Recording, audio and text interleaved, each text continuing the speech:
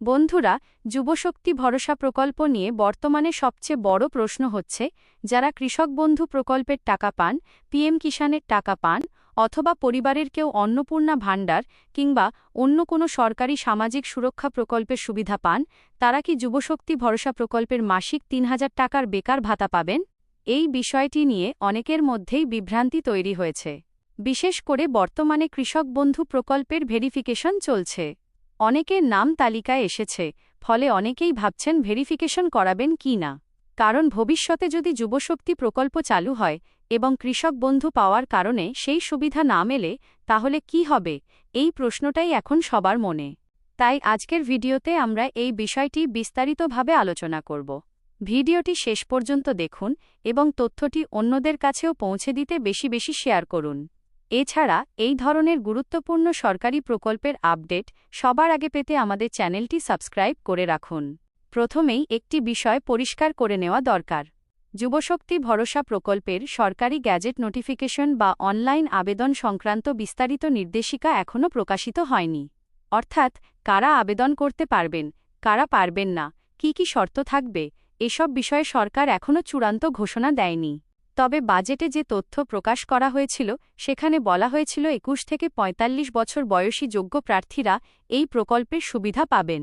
স্নাতক বা গ্র্যাজুয়েট প্রার্থীদের মাসিক ৩,০০০ টাকা এবং মাধ্যমিক বা উচ্চ মাধ্যমিক পাশ প্রার্থীদের মাসিক ২,০০০ টাকা দেওয়ার প্রস্তাব রাখা হয়েছিল।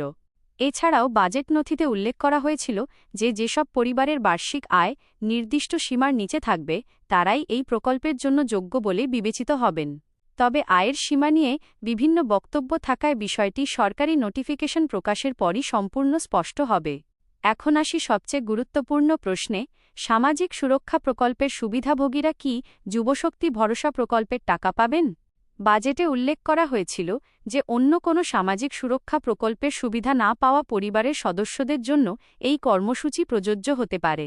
এই একটি লাইন থেকেই মূলত বিভ্রান্তির সৃষ্টি হয়েছে।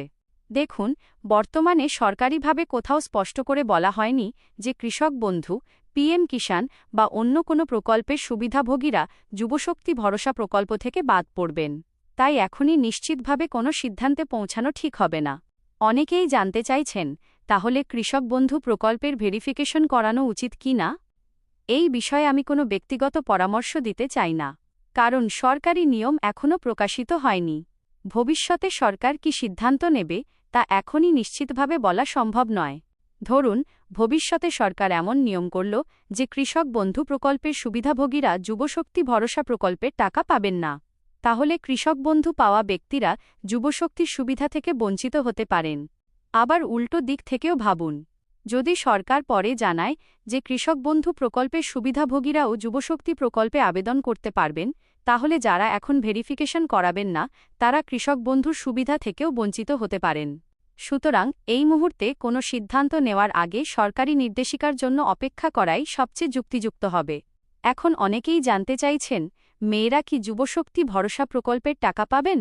বর্তমানে প্রকাশিত তথ্য অনুযায়ী যোগ্যতা পূরণ করলে নারী ও পুরুষ উভয়েই এই প্রকল্পের সুবিধা পাওয়ার সম্ভাবনা রয়েছে।